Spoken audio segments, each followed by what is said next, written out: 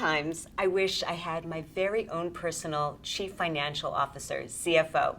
You see, I get so busy with business execution and marketing that I don't actually create strategies for the money I make. Well, wishes sometimes come true.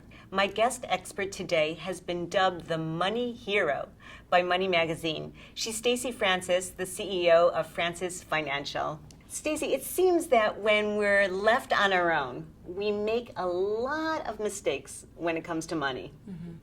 So let's start with the mistakes we make in the area of spending. There are a lot of mistakes. I would say the biggest is that we don't track where we're actually spending our money. So we're not writing down where we're spending our money or using some other type of resource such as mint.com and Quicken or QuickBooks. So it's almost like water going through your hands and it just dribbles down and you don't know where it goes.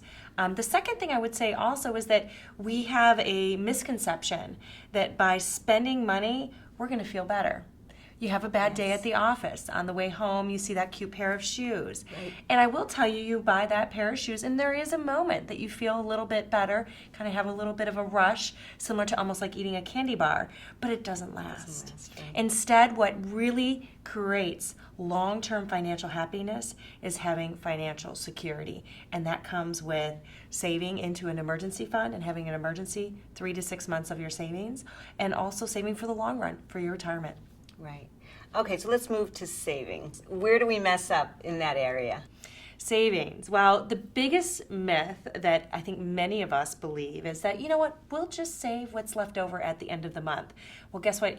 It doesn't happen. It just doesn't happen. Instead, you need to be much more proactive about your savings and really time it to when your paycheck comes in.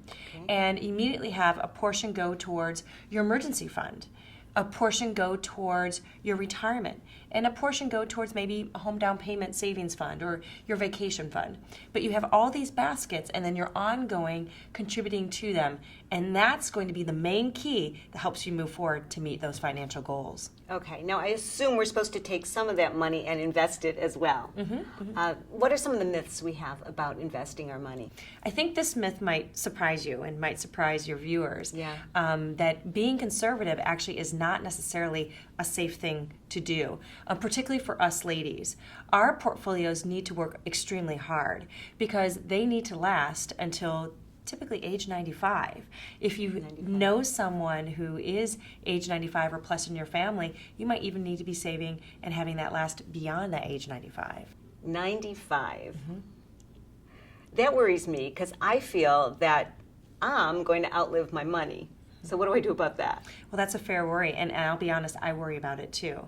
We need to be doing a much better job of saving more, saving earlier and saving more, so that our retirement nest egg, when we reach age 65 or 67, when we retire, it needs to be larger than the typical man who might be sitting next to you on the subway. And on top of it, we need to be much, much more cognizant about how is our money being invested? What is the allocation between stocks and bonds? What is the rate of return we're getting? Because our dollars need to work even harder for us because they have to last us so long. Okay. Thank you, Stacy. We all work so hard, so let's do what Stacy says. Let's make sure our money works as hard as we do. Did you like this vlog? Yes? Then like it, share it, post it, or tweet it, or simply post your comments in the section below. I'm Ora, Executive Coach. Power up your leadership presence.